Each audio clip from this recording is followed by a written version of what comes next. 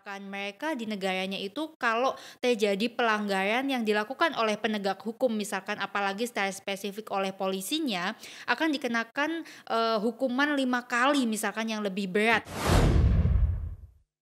Assalamualaikum warahmatullahi wabarakatuh. Selamat siang dan salam sejahtera untuk kita semua. Kembali lagi dengan saya Dr. Tina Amelia SH MH CLA. Oke, exactly welcome back in DHMB channel, Dokter Hukum Milenial Borobudur channel. Nah, saat ini saya kedatangan salah satu alumni dari program Dokter Hukum Borobudur yang tentu sudah tidak asing. Mungkin sahabat hukum semua atau Bapak Ibu sekalian sering sekali melihat beliau di televisi atau media online atau media massa lainnya menanggapi terkait dengan isu-isu yang berkaitan dengan kinerja polisi.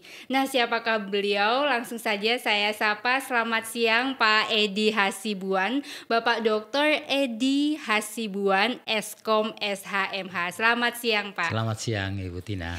Ya. Sehat ya Pak? Alhamdulillah. Senang sekali bisa hadir di channel ini ya. Ini yang merupakan saya sangat favorit sekali ya. Ini ya, di kalangan mahasiswa juga ya. Karena banyak berbicara masalah hukum. Ya.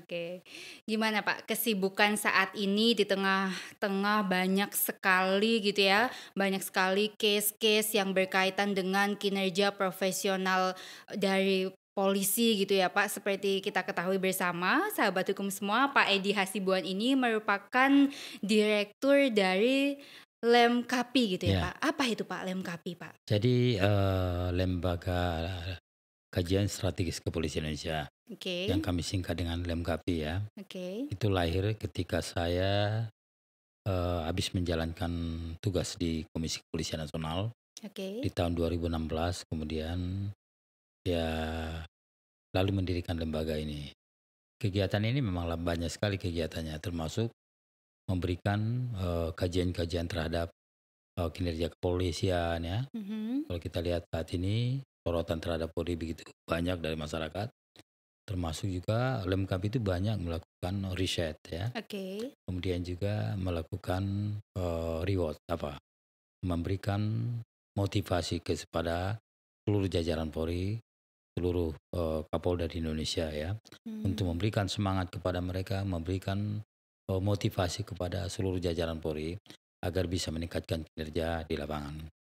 Berarti ini sebetulnya related dengan disertasi Bapak yang juga menulis tentang kinerja profesional Polri gitu ya Pak ya. Nah, sebetulnya apa sih Pak yang melatar belakangi Bapak ingin mendirikan lembaga ini pada saat itu, kalau kita boleh flashback sedikit? Ya, pertama tentu saja memang karena hampir sekitar 25 tahun lamanya hidup saya ada di kepolisian ya. Saya banyak berperan ya di kepolisian ya. Bahkan kalau boleh dikatakan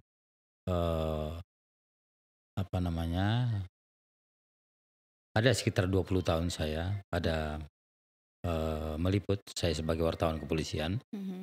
Itu di Mabes Polri. Bahkan saya dulu pernah menjadi ketua wartawan di kepolisian ya. Kemudian di 2012-2016 saya dilantik presiden, Bapak Presiden, menjadi komisioner Kompolnas ya sampai 2016. Kemudian 2016 saya mendirikan lembaga ini, Lembaga Kajian Strategis Kepolisian Indonesia. Artinya apa? Ini adalah merupakan sebagai bentuk supporting Polri di dalam memberikan penilaian, dalam memberikan penelitian terhadap kinerja kepolisian. Berarti sebetulnya awal sebelum Bapak mendirikan Lemkapi ini, Bapak sebagai wartawan pos kota, tetapi memang Bapak sering sekali melakukan penulisan atau hal-hal yang terkait dengan kinerja polisi sehingga melatar belakangi. Nah, yang ingin saya tanyakan Pak, dengan segala hormat gitu ya Pak, kita tahu bahwa kadang-kadang stigma terhadap polisi yang ada, misalkan selama ini tentang kinerjanya dan lain sebagainya. Jadi Bapak ini as a partner gitu ya Pak ya dengan polisi memberikan masukan apakah Bapak merasa bahwa pengawasan terhadap polisi yang ada misalkan dengan adanya Propam dan lain sebagainya, apakah itu belum maksimal atau seperti apa Pak? Di tengah-tengah kita tahu banyak sekali lembaga-lembaga atau institusi negara dalam hal ini misalkan polisi Ya. yang seolah-olah menjadi dikritik atau anti kritik dari masyarakat. Nah, tanggapan Bapak seperti apa dengan adanya Lemkapi ini?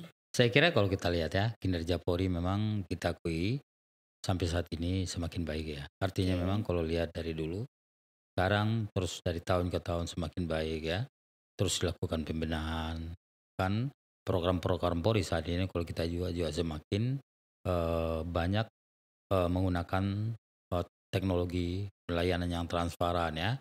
Namun Oke. demikian tidak berarti bahwasanya Polri cukup sampai situ di dalam Oke. meningkatkan pelayanan, tetapi juga kalau kita lihat harapan masyarakat terhadap Polri itu begitu besar ya. Begitu tinggi harapan masyarakat terhadap Polri. Kalau kita lihat walaupun Polri sudah berusaha maksimal memberikan pelayanan yang baik kepada masyarakat, tetapi juga itu masih kurang. Oke. Ya, dan memang kalau kita lihat di dalam berbagai perkembangan Polri eh, masih ada ya penyimpangan di lapangan ya, masih ada oknum yang melakukan penyalahgunaan kewenangan, masih ada oknum yang melakukan penyimpangan ya. Saya kira memang itu adalah sebagai dampak memang tidak mudah untuk mengurus Polri yang jumlahnya 470.000 personel Polri itu ya. Jadi ya misalnya kalau dalam eh, dari waktu ke waktu ada saja misalnya oknum, tetapi bukan berarti polisi kita jelek. Tetapi Oke. adalah yang penting itu akan menjadi masukan bahan introspeksi buat seluruh jajaran Polri di dalam hal meningkatkan pelayanan ya, dalam hal meningkatkan profesionalisme dalam melakukan pelayanan kepada masyarakat. Oke, berarti selama ini ada nggak Pak kegiatan-kegiatan yang rutin dilakukan Lemkapi yang bersinergi dengan polisi, berarti seperti melakukan, seperti apa sih Pak modelnya itu Pak? Ya, kalau kita lihat kami hampir setiap minggu ada di daerah ya, Oke. memberikan motivasi kepada seluruh jajaran Polri ya, termasuk memberikan penghargaan kepada para kapolda-kapolda di berbagai daerah ya, para kapolres di berbagai daerah ya. Artinya kenapa ini kami lakukan adalah kami ingin memberikan motivasi. Kami ingin ada inovasi-inovasi bagus itu bisa dicontoh oleh Polres yang lainnya. Ada inovasi Polda yang bagus, bisa dicontoh oleh Kapolda lainnya. Oke. Artinya inilah yang kami lakukan sehingga itu bisa menjadi bahan motivasi kepada seluruh jajaran Polri. Dan itu semua kami juga tentu saja laporkan pada pimpinan Polri di dalam hal apa yang kami lakukan di lapangan.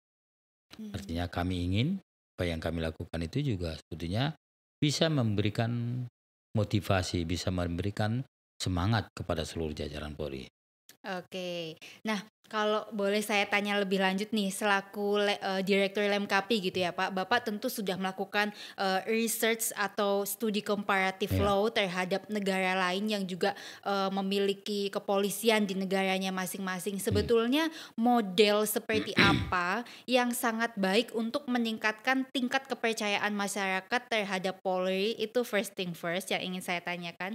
Kemudian bagaimana hal itu bisa dilakukan gitu, Pak. Ya, Jadi saya kira memang kalau kita lihat ya dari berbagai sistem kepolisian di negara-negara lain. Kebetulan saya ngajar juga hukum kepolisian di Universitas Bhayangkara Jakarta.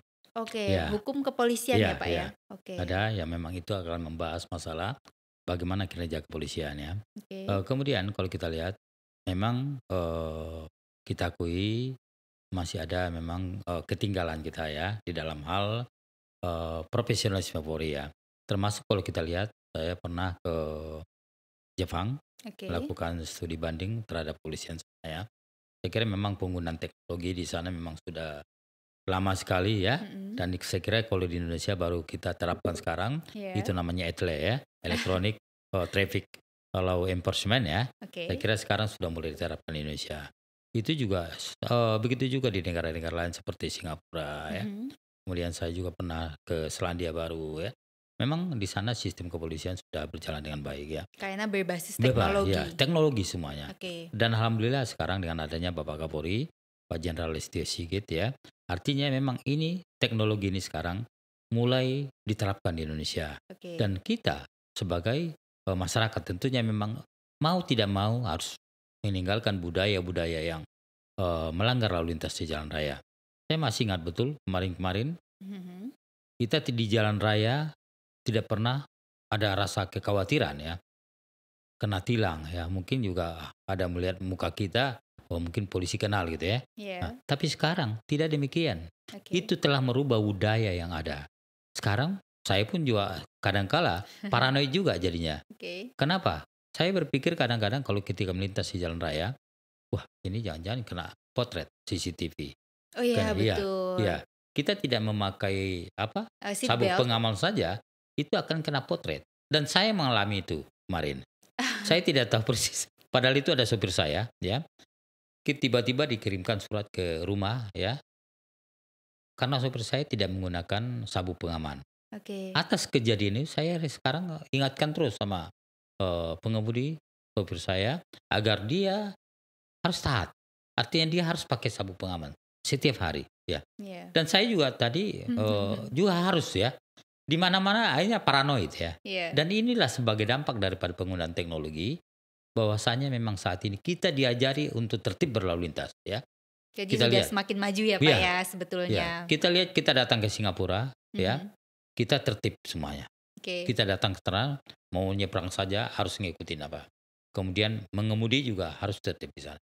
Tapi begitu kita kembali ke Indonesia, kita kembali dengan budaya dan culture yang kita ya Pak. Ya, dengan demikian, dengan adanya penerapan etelet tadi, tilang elektronik ini, saya kira akan bisa mengubah budaya masyarakat yang selama ini, misalnya tidak tertib, ya kurang memperhatikan aturan, dan sekarang kita harapkan akan lebih tertib. Jadi sebetulnya every single day instansi kita sedang bebenah gitu. Betul, ya Pak. Ya. Terus kemudian bagaimana nih Pak mengenai stigma yang kurang baik terhadap Polri kita, misalkan dengan banyaknya kasus-kasus mohon maaf korupsi yang juga melibatkan jenderal-jenderal polisi kita dan lain sebagainya. Langkah-langkah apa sebetulnya yang bisa kita lakukan ya Pak ya, meskipun itu mungkin memang perlu proses dan perlu waktu untuk melakukan pembuktian terhadap hal itu. Tapi kalau kita tahu, kalau tadi Bapak melakukan studi comparative law dengan Jepang, dengan Singapura, misalkan mereka di negaranya itu kalau terjadi pelanggaran yang dilakukan oleh penegak hukum, misalkan apalagi secara spesifik oleh polisinya, akan dikenakan hukuman 5 kali misalkan yang lebih berat. Nah, apakah hal semacam itu mungkin diterapkan di Indonesia dan mungkinkah hal yang efektif seperti apa sih Pak yang bisa Bapak tanggapi? Ya saya kira kalau kita lihat ya, jika ada oknum penegak hukum yang melakukan pelanggaran ya, pasti hukumannya lebih berat daripada masyarakat lainnya. Kenapa demikian? Misalnya seperti kita lihat ya, kemarin ada oknum ya, Pati Polri kemudian terkait dengan kasus korupsi Joko Chandra kemarin ya. Dan itu nanti dampaknya itu akan besar. Bukan hanya misalnya kalau kita lihat nanti akan mengikuti persidangan peradilan umum, tetapi juga nanti dalam dia juga akan mengikuti peradilan di dalam sidang kode etik kepolisian. Artinya nanti akan ada sanksi lagi selain misalnya ada sanksi hukum dari peradilan umum. Dan yang bersangkutan juga akan mengikuti nanti akan mendapat sanksi kode etik ya. Sanksinya bisa berat, bisa PTDH, bisa teguran, bisa ya macam-macam. Nah nanti itu tergantung daripada hasil pengadilan nanti akan memutuskan, baru nanti akan ada sidang kode etik di kepolisian.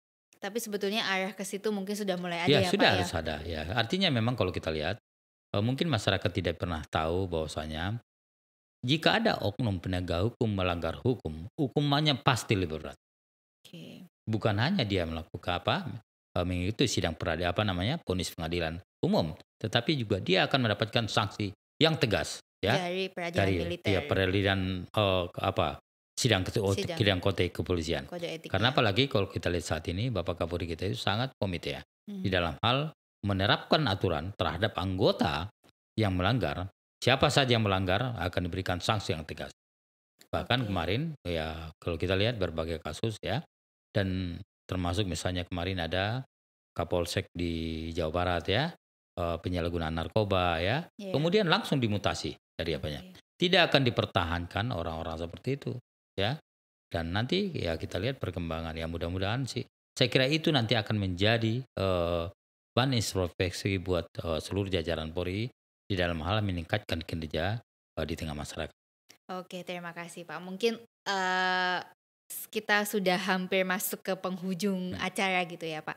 Mungkin tanggapan Bapak tentang dinamika hukum yang ada di Indonesia gitu ya Pak, secara umum dikaitkan dengan tentunya perkembangan teknologi, kemudian apa namanya, sekarang ini ada COVID dan lain sebagainya, banyak sekali peraturan-peraturan yang akhirnya muncul, regulasi-regulasi yang dianggap dalam tanda kutip itu tidak melalui prosedur yang ada, misalkan seperti Omnibus Law yang akhirnya juga menimbulkan banyak sekali pertentangan di masyarakat. Jadi kalau saya mau tanya dinamika hukum secara umum pada saat kondisi saat ini, menurut kacamata Bapak lepas dari pengamatan tentang kepolisian seperti apa Pak? Ya saya kira memang dengan situasi kondisi saat ini ya, mau tidak mau memang akan ada banyak perubahan di dalam undang-undang.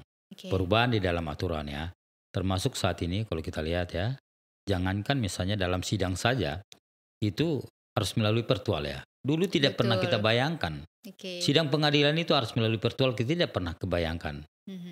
Bahkan terdakwanya ada di mana, hakimnya ada di mana ya. Bisa kita lihat saat ini ya.